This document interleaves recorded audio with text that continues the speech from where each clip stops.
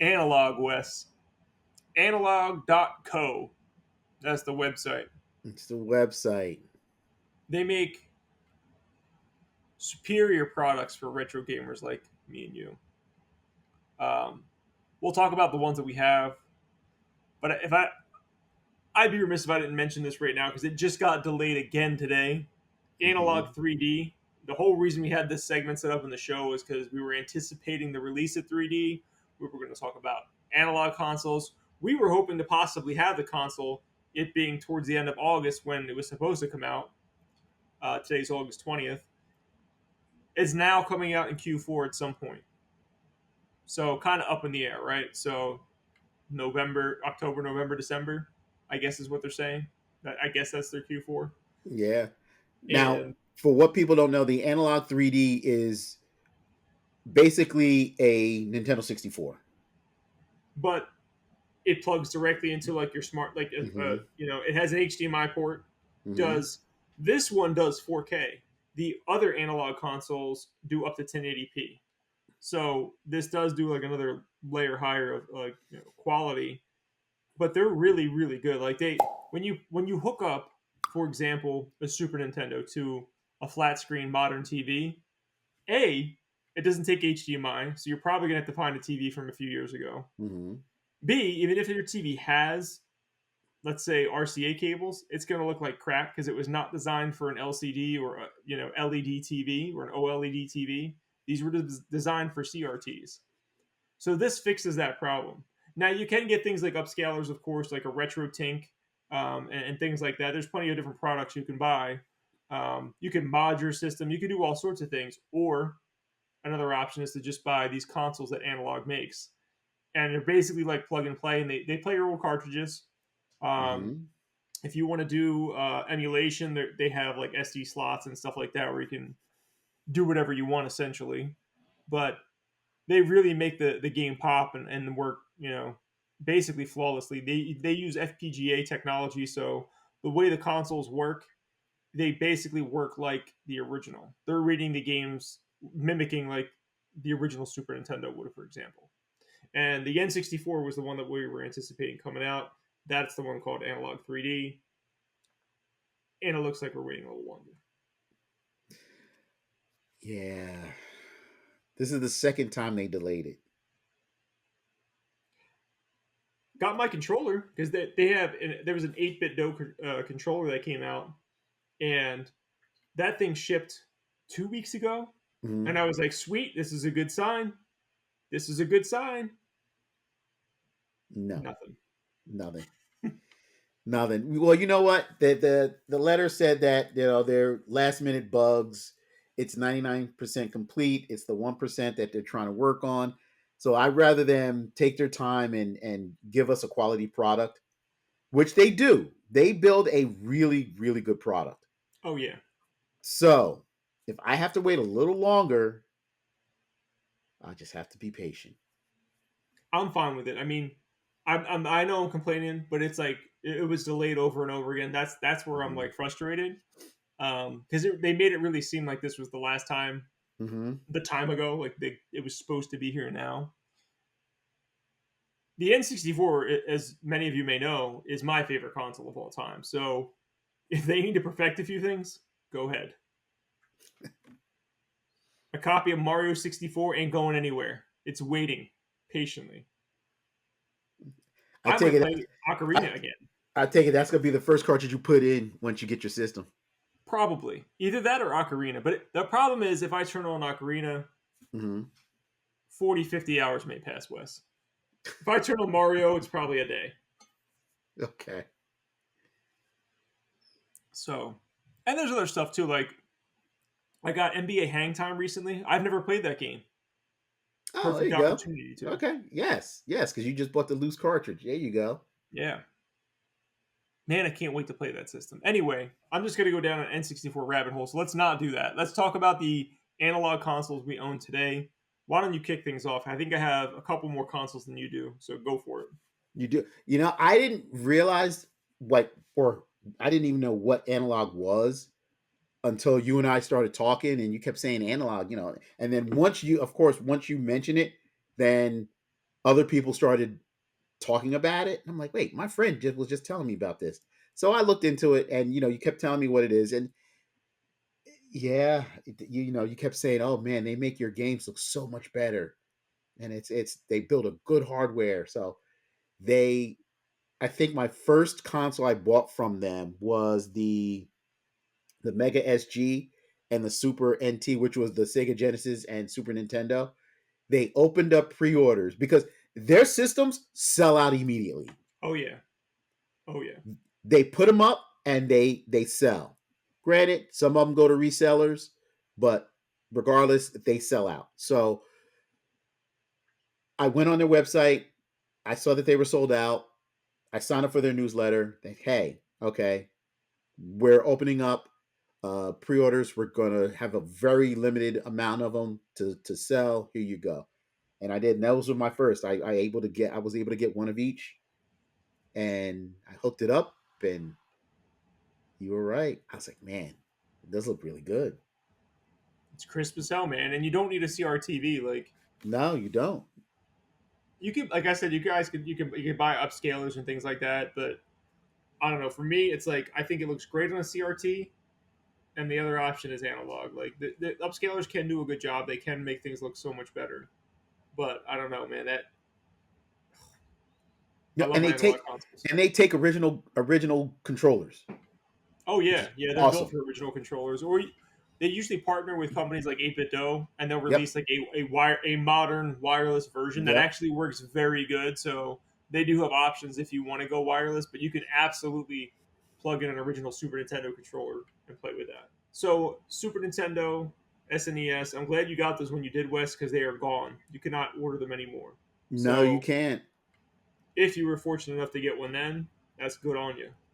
One that did not sell as well, which I think as of today you can still pick it up on their website, was their Turbo Graphics version, the Turbo Graphics 16, which they called their Turbo Duo, which also plays CD games, which is awesome. Mhm. I've never had a Turbo Graphics, so I picked this up immediately. I need to start building up that library. I haven't really done that yet. But now that I have a reliable hardware that I don't have to worry about, that's definitely an option for me. Have you messed around with yours? I know you picked one up as well. I didn't, only because I have a Turbo Graphics with a CD attachment, Okay. but I just, I saw it and I was like, man, this is great to have, just because my original console, it's old. It still runs, it still works, and everything, but it just to have a backup in the event something goes wrong, and it does the CDs and the cards On a modern TV. You don't on have a to hook it up. modern TV. It was great. It's such a good deal. Yeah, yeah. I think they were like $200 or something like that. And like I Hmm. said, that's a console you can still get from them today. So if you are a Turbo Graphics fan, or if it's something you're looking into, I would recommend getting that. It's probably, I think Turbo Graphics are like that price anyway. So why not get an updated version? That does both, because the CD Exactly. attachment alone is very expensive. Hmm. Yes, it is. But like you, it's a good system to get if you want to get familiar with the TurboGrafx library, Hmm. without a doubt. There you go. Another one that I did pick up on your recommend, which was the Pocket, Oh, the dude, analog Pocket, which is, it plays Game Boy, Game Boy Color, Game Boy Advance games. did you get the adapters, Wes? Were you fortunate I enough to grab? did not. I did not. Oh, Wes, I could. Wes. I think I could still order them, I but don't no, think you I can. didn't. I think they're No, out. You should check, and if you can get them, I certainly would. Rob. Since we're talking about the analog Pocket, I remember they released the colored ones, Oh kind of like the yeah, color. yeah, Man, I wanted to dude. grab a purple one. I, so they pre-orders went on sale at like 12 noon. I logged on at 12:01, and they were all sold out. I'd already had mine at that point. I had like I think you just had black or white was all you could pick to I start. got a black. I have a black one, but I wanted a colored one just because. I would have got a colored one if I had the damn choice. I didn't know, like, I don't know, 3 to 6 months later they were going to be like oh, here's a rainbow of colors to choose from. I was like, you son of a like, I could have sold my black one and bought one or whatever, but I didn't feel like doing it. But the problem is, and then it kind of, I don't want to say it's an issue, but it is an issue. They sell out. For example, like the colored analog pockets, they sold out, but then within 5 minutes, you see them on eBay going for like Yeah, 10 times the price, which is it sucks. it does. I mean, all their out of print consoles are worth more. Like the Mega SG and the Super NT, which is the Super Nintendo that you were talking about earlier, Mm-hmm. they both doubled in price. They were like $200 consoles. Now they're going between 400 and 500.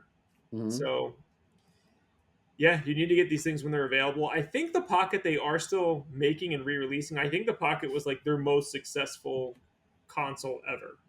So I'm fairly certain that's something that's still being printed today. Okay. Well, if you can get an analog pocket, please do so. Yeah, and if you can get the adapters, again, I don't know if they're available, but I would definitely get those adapters for it. Yeah, analog, good company, really good company. I'm very impressed with their product. Now, the first console I got from them was before you and I even really talked about analog. This was the Super. Oh, I'm sorry. This was the Mini NT Noir. Is the version that I have. This was the first console they ever made. Mm-hmm. It's an NES, and it plays Famicom and NES games. That's it. Okay. Just those two systems. There's two different spots to put them in, and this shows you how much like where their heart was. They made the system out of it's there's like no plastic. It's all aluminum on the outside. It's heavy like a brick, Wes. Wow. Um, and it plays NES games. It's awesome, man. It's really cool. But that console was not like more budget friendly. Like their consoles now are between like 200 to 250. Mm-hmm. This was a $500 console. Oh my God. Again, they use like superior parts, and you can tell the console's worth double that today. So I'm fine with my purchase. Like it's worth like $1,000. So Okay. I'm cool with that. I spent 500, but I really wanted to get it. I was like, NES, bro, come on, like can't beat it. Can't beat it. So do you actually play your analog systems? Yes. So I don't play retro games every day, but when I do play retro games, Mm-hmm. my analog systems have replaced all the original hardware in my Mm-hmm. it's where this room you can't see it, but where my TV and stuff is, like on the other side of the camera. I have probably 15 systems hooked up, and every system that is analog is an option for me. The Mm-hmm. analog system is hooked up in place of the original hardware. Okay. Nice. Yeah, CRT TV is right here, so I do use that from time to time. But I Mm-hmm. have to go through the hassle of plugging it in, moving my game system over to it, doing all that. Yeah. A big reason why I still have that, because I also have an upscaler. I have a retro Tink for like my original GameCube, for example, or like my PlayStation 2. I run it through a retro Tink. Um, so everything is over there. I love light gun games, Wes, and they do not work on an Nope. LCD. They only No, they work do not on one of on these bad boys over CRTs. here. So That's that's mainly why I correct. got him over here. That is correct. Yeah. But analog consoles are cool. You have to be patient, obviously, to wait for them. And yeah, Wes said resellers are a problem. They will buy this, they'll throw it up on eBay 5 seconds later. For triple the price. Yep. I love purple. Really wanted a purple analog pocket. I'm not paying $500-$600 for it. No, that's That's crazy. crazy. Maybe they'll re-release them too. Like I said, I think they're still printing them, so they might just decide to do another run one day. Okay. I hope so. But I have my black one. I'm very happy with it. I will say this to say a positive thing about them: when they stop a line, they tell you. They're like, "Hey, this is it. If you want one of these, you need to get it right now, because once we sell out of them, they're gone." And then they stick to that. So Yeah. except for the NES, they released that once.